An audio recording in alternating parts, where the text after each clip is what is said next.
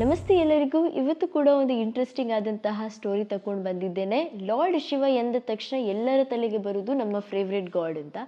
ಅದರ ಒಟ್ಟಿಗೆ ಅವರ ಸ್ಪಿರಿಚುವಾಲಿಟಿ, ಅವರ ಒಂದು ಸ್ಟ್ರೆಂತ್, ಅವರ ಒಂದು ಗ್ರೇಸ್ ಇದೆಲ್ಲ ನಮಗೆ ಫಸ್ಟಿಗೆ ಡಿವೈನ್ ಆಗಿ ನೆನಪಾಗುತ್ತೆ. ಸೊ ಅವರ ಒಂದು ಪ್ರೆಸೆನ್ಸಲ್ಲಿ ನಡೆದಂತಹ ಒಂದು ಘಟನೆ ಬಗ್ಗೆ ಹೇಳ್ತೇನೆ. ಬ್ಯಾಟಲ್ ಗ್ರೌಂಡಲ್ಲಿ ಅಂದರೆ ಒಂದು ಆರ್ಮಿ ಆಫೀಸರ್, ಬ್ರಿಟಿಷ್ ಆರ್ಮಿ ಆಫೀಸರ್ಗೆ ಲಾರ್ಡ್ ಶಿವ ಹೇಗೆ ಕಂಡರು, ಯಾಕೆ ಅವರ ಕಣ್ಣಿಗೆ ಕಾಣಿಸಿದರು, ಹಾಗೂ ಅವರ ಲೈಫಲ್ಲಿ ಆದಂತಹ ಒಂದು ವಿಷಯವೇನು ಅದನ್ನು ಇವತ್ತಿನ ವಿಡಿಯೋದಲ್ಲಿ ಹೇಳಿಕಿದ್ದೇನೆ. ಲಾಸ್ಟ್ವರೆಗೂ ಸ್ಕಿಪ್ ಮಾಡಿದೆ ವಿಡಿಯೋ ನೋಡಿ, ಯಾಕೆಂದರೆ ಸಿಂಪಲ್ ಆ್ಯಂಡ್ ಸ್ವೀಟಾಗಿ ಬೇಗ ಫಿನಿಷ್ ಮಾಡ್ತೇನೆ ಈ ಒಂದು ಸ್ಟೋರಿಯನ್ನು. ಸೊ ಬನ್ನಿ ವಿಡಿಯೋ ಸ್ಟಾರ್ಟ್ ಮಾಡೋಣ. The army officer, British army officer Robert Martin ಇವರು 30th ಮಾರ್ಚ್ 1853ಯಲ್ಲಿ ಹುಟ್ಟಿದ್ರು. ಇವರು ಹುಟ್ಟಿದ ಮೇಲೆ ಅವರ ಲೈಫ್ ಅಪ್ಸ್ ಆ್ಯಂಡ್ ಡೌನ್ಸಲ್ಲೇ ಹೇಗಾದರೂ ಕಳೀತು. ಆರ್ಮಿ ಆಫೀಸರ್ ಆದಂತಹ ರಾಬರ್ಟ್ ಅವರು ಅಫ್ಘಾನಿಸ್ತಾನ್ ವಿರುದ್ಧ 1879ನಲ್ಲಿ ವಾರ್ ನಡೆಸಲಿಕ್ಕೆ ಅಂತ ಅಫ್ಘಾನಿಸ್ತಾನಿಗೆ ಹೋದಾಗ, ಅಲ್ಲಿಯ ಒಂದು ವಾರ್ ಬ್ಯಾಟಲ್ ಗ್ರೌಂಡಿಗೆ ಹೋದ ಟೈಮಲ್ಲಿ ಅವರ ಹೆಂಡತಿಗೆ ನಾರ್ಮಲ್ ಆಗಿ ಯಾವಾಗಲೂ ಲೆಟರ್ ಕಳಿಸ್ತಾ ಇದ್ರು. ಅಂದರೆ ನಾನು ಹೇಗಿದ್ದೇನೆ, ಏನಾಗ್ತಾ ಉಂಟು, ನಾನು ಎಲ್ಲಿದ್ದೇನೆ, ಎಂತೆಲ್ಲ ಪರಿಸ್ಥಿತಿ, ಅಲ್ಲಿ ಸಿಚುವೇಶನ್ ಏನು, ಫುಡ್ ಹೇಗಿದೆ, ಇದರ ಬಗ್ಗೆ ಎಲ್ಲ ಚಿಕ್ಕ ಚಿಕ್ಕ ಡೀಟೇಲ್ಸನ್ನು ಅವರ ವೈಫಿಗೆ ಕಳಿಸ್ತಾ ಇದ್ರು. ಹೀಗೆ ಕಳಿಸ್ತಾ ಇರುವಾಗ ಒಂದು ದಿವಸ, ಒಂದು 2-3 ದಿವಸದವರೆಗೆ ಅವರ ಹೆಂಡತಿಗೆ ಪತ್ರ ಬರೋದು ನಿಲ್ತದೆ. ಇದನ್ನು ನೋಡಿ ಎಲ್ಲ ಒಂದು ಮದುವೆಯಾದ ಹೆಂಗಸರಾಗೆ ಅವರು ಕೂಡ ಟೆನ್ಷನಲ್ಲಿದ್ದು ಅವರ ಕುದುರೆಯನ್ನು ಹಿಡ್ಕೊಂಡು ಒಂದು ರೌಂಡಿಗೆ ಅಂತ ಹೋಗ್ತಾರೆ. ಹೀಗೆ ಮೈಲುಗಟ್ಟಲೆ ರೌಂಡ್ಸಿಗೆ ಹೋದಾಗ ಅವರಿಗೆ ಅಲ್ಲಿ ಒಂದು ಬ್ರಾಹ್ಮಣರು ಕೂತ್ಕೊಂಡು ಪೂಜೆ ಮಾಡುವುದು, ಅಂದರೆ ಏನಾದರೂ ಒಂದು ಮಂತ್ರ ಹೇಳೋದು, ಇದನ್ನು ನೋಡ್ತಾರೆ. ಇದನ್ನು ನೋಡಿ ಏನಿದು ವಿಶೇಷತೆ ಅಂತ ನೋಡ್ಲಿಕ್ಕಂತ ಮುಂದೆ ಹೋದಾಗ ಅಲ್ಲಿ ಒಬ್ಬ ಬ್ರಾಹ್ಮಣ ಕೇಳ್ತಾನಂತೆ, ಯಾಕೆ ತಾಯಿ ನಿನ್ನ ಮುಖದಲ್ಲಿ ಇಷ್ಟೊಂದು ದುಃಖ ಅಂತ. ಆಗ ಆಕೆ ಹೇಳ್ತಾಳಂತೆ, ನನ್ನ ಗಂಡ ಒಂದು ಸೋಲ್ಜರ್, ಅವರ ಹೀಗೆ ಒಂದು ಬ್ಯಾಟಲಿಗೆ ಹೋಗಿದ್ದಾರೆ, ಯಾವಾಗಲೂ ಒಂದು ಪತ್ರ ಬರುತ್ತೆ, ಆದರೆ ಇವತ್ತು ಬರಲಿಲ್ಲ, ಒಂದು 4-5 ದಿವಸದಿಂದ ಬರ್ತಿಲ್ಲ, ನಾನು ತುಂಬ ಚಿಂತಿತಳಾಗಿದ್ದೇನೆ ಅಂತ ಒಂದು ವಿಷಯವನ್ನು ತಿಳಿಸ್ತಾರೆ. ಆಗ ಬ್ರಾಹ್ಮಣ ಹೇಳ್ತಾನೆ, ಇದು ಬಂದಂತಹ ಜಾಗ ತುಂಬ ಪವಿತ್ರವಾದಂತಹ ಜಾಗ, ನೀನು ಕೂಡ 11 ದಿವಸದವರೆಗೆ ಓಂ ನಮಃ ಶಿವಾಯವನ್ನ ತಪ್ಪದೆ ಹೇಳ್ತಾ ಹೋಗು, ನಿನ್ನ ಗಂಡ ವಾಪಸ್ ಬರ್ತಾನೆ, ಹಾಗೂ ನಿಂಗೆ ಒಳ್ಳೆಯದಾಗುತ್ತೆ ಅಂತ ಹೇಳ್ತಾರೆ.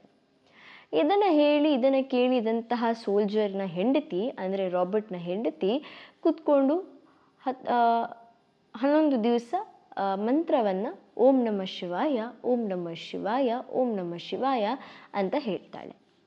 ಹೀಗೆ ಹೇಳ್ತಾ ಇರುವಾಗ 11ನೆಯ ದಿನ ಆಕೆಗೆ ಒಂದು ಪತ್ರ ತಲುಪುತ್ತೆ. ಆ ಪತ್ರದಲ್ಲಿ ರಾಬರ್ಟ್ ಬರೆದಿರ್ತಾರೆ, ನನ್ನ ಈ ಬ್ಯಾಟಲ್ ಗ್ರೌಂಡಿಂದ ಎಷ್ಟೋ ದಿವಸದಿಂದ ನಿಮಗೆ ಪತ್ರವನ್ನು ಕಳಿಸ್ತಾ ಇದ್ದೇನೆ, ನಿಮಗೆ ಯಾಕೆ ಸಿಗಲಿಲ್ಲ ನನಗೆ ಗೊತ್ತಿಲ್ಲ, ಅಥವಾ ನಿಮಗೆ ಸಿಕ್ಕಿತಾ ಅಂತ ಗೊತ್ತಿಲ್ಲ, ಯಾಕಂದರೆ ನಿನ್ನೆ ಯಾವುದೇ ಒಂದು ರಿಪ್ಲೈ ಇರಲಿಲ್ಲ. ನಾನು ಇಲ್ಲಿ ಟೆನ್ಷನ್ ಇಲ್ಲದೆ ಇದ್ದೇನೆ, ಆದಷ್ಟು ಬೇಗ ಬರ್ತೇನೆ, ನಿನ್ನ ಜೊತೆ ಒಂದು ವಿಷಯವನ್ನು ಹೇಳಲಿಕ್ಕುಂಟು. ನಾವು ಇಲ್ಲಿ ಅಫ್ಘಾನಿಸ್ತಾನ್ನವರು ನಮ್ಮ ಮೇಲೆ ಅಟ್ಯಾಕ್ ಮಾಡುವಾಗ ನಮಗೆ ಎಲ್ಲಿಗೂ ಓಡಲಿಕ್ಕೆ ಚಾನ್ಸೇ ಇಲ್ಲದ ಟೈಮಲ್ಲಿ ಒಬ್ಬ ಯೋಗಿ ಥರ, ಅಂದರೆ ಒಬ್ಬ ಹುಡುಗ ಬಂದು, ಆತನ ವೇಷಭೂಷಣ ತುಂಬ ವಿಚಿತ್ರವಾಗಿತ್ತು, ಕೂದಲನ್ನು ಬಿಟ್ಟಿದ್ದ, ಆತನ ಕೈಯಲ್ಲಿ 3 ಮೇಲಕ್ಕೆ ಚೂಪು ಮಾಡಿದಂತಹ ಒಂದು ವೆಪನ್ ಇತ್ತು ಅಂತ ಹೇಳ್ತಾಳೆ.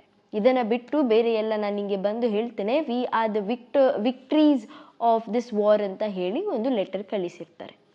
ಸ್ವಲ್ಪ ದಿವಸದ ನಂತರ British army officer Robert Martin ಅವರ ಮನೆಗೆ ಹೋಗ್ತಾರೆ. ಮನೆಗೆ ಹೋಗ್ಬಿಟ್ಟು ಹೆಂಡತಿ ಹತ್ರ ಕೂತ್ಕೊಂಡು ಮಾತಾಡುವಾಗ ಅವರು ಪುನಃ ಹೇಳ್ತಾರೆ ಏನಂದರೆ, ಅವತ್ತು ಬ್ಯಾಟಲ್ ಗ್ರೌಂಡಲ್ಲಿ ಅಫ್ಘಾನಿಸ್ತಾನ್ನವರು ನಮ್ಮ ಮೇಲೆ ಅಟ್ಯಾಕ್ ಮಾಡಿದ್ದ ಟೈಮಲ್ಲಿ ನಮಗೆ ಎಲ್ಲೂ ಕೂಡ ಓಡಲಿಕ್ಕೆ ಆಗಲಿಲ್ಲ. ಆಗ ಒಬ್ಬ ದೂರದಿಂದ ನಮಗೆ ಒಂದು ಹುಡುಗ ಕಾಣಿಸಿದ. ಆತನ ಹೈಟ್, ಪರ್ಸ್ನಾಲಿಟಿ ತುಂಬಾ ಉದ್ದ ಹಾಗೂ ತುಂಬ ಗಟ್ಟಿಶಾಲಿಯಾಗಿತ್ತು.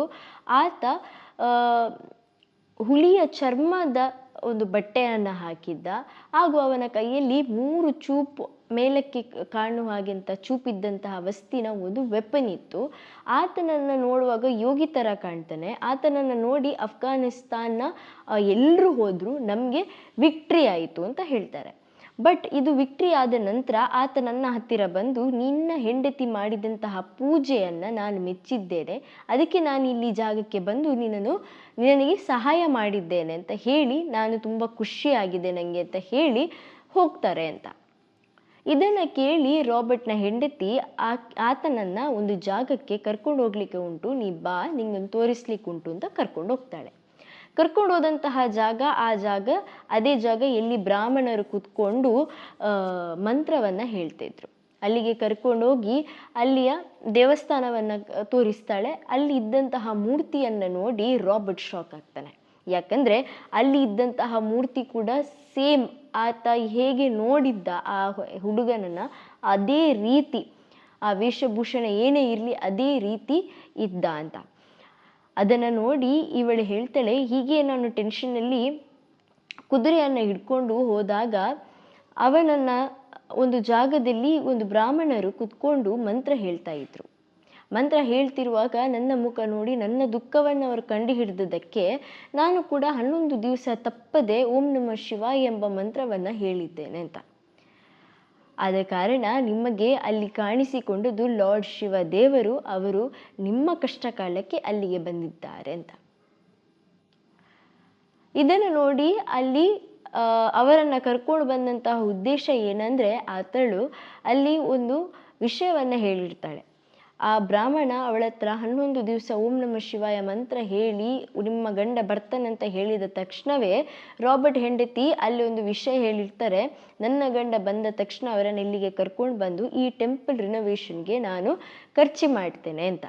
ಸೊ ಅವರನ್ನು ಕರ್ಕೊಂಡು ಬರ್ತಾಳೆ. ಅದೆಲ್ಲ ತೋರಿಸಿದ ನಂತರ ರಾಬರ್ಟ್ ಆ ವಿಷಯವನ್ನು ತಿಳಿದು ಸ್ವಲ್ಪ ಸಮಯ ತಗೊಂಡು 1883ಯಲ್ಲಿ ಆ ಟೆಂಪಲನ್ನು ರಿನೋವೇಷನ್ ಮಾಡಲಿಕ್ಕೆ 15,000 ರೂಪಾಯಿಯನ್ನು ಕೊಡ್ತಾರೆ. ಹಾಗೂ ಅದೇ ರೀತಿಯ ಮೂರ್ತಿಯನ್ನು ಅವರ ಮನೆಯಲ್ಲೂ ಕೂಡ ಮಾಡಿಸಿ ಅದಕ್ಕೆ ನಾನು ಸಾಯೋವರೆಗೆ ನಾನು ಅದರ ಪ್ರೇಯರ್ ಮಾಡ್ತೇನೆ, ಅದಕ್ಕೆ ಪೂಜೆ ಮಾಡ್ತೇನೆ ಎಂಬಂತಹ ವಿಷಯವನ್ನು ನಂಬಿ ತಗೊಳ್ತಾರೆ. ನಂಬಿ ಆದ ಮೇಲೆ ಅವರದನ್ನು ಮಾಡ್ತಾರೆ. ಹಾಗೂ 27 ಅಕ್ಟೋಬರ್ 1926ರಲ್ಲಿ ಅವರು ನಿಧನರಾಗ್ತಾರೆ.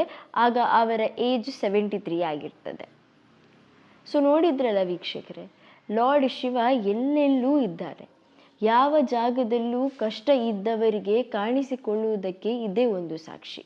ಅದು ಕೂಡ ನಾವು ಏನು ಹೇಳ್ತೇವೆ ಇಂಡಿಯಾದವರಿಗೆ ಅಂತಲ್ಲ, ಅದು ಯಾವುದೇ ಒಂದು ಯಾವುದೇ ಒಂದು ಕಂಟ್ರಿ ಇರಲಿ, ಯಾವುದೇ ಜಾತಿ ಮತ ಇರಲಿ, ಏನೇ ಇರಲಿ, ಲಾರ್ಡ್ ಶಿವ ಎಲ್ಲರಿಗೂ ಒಂದೇ.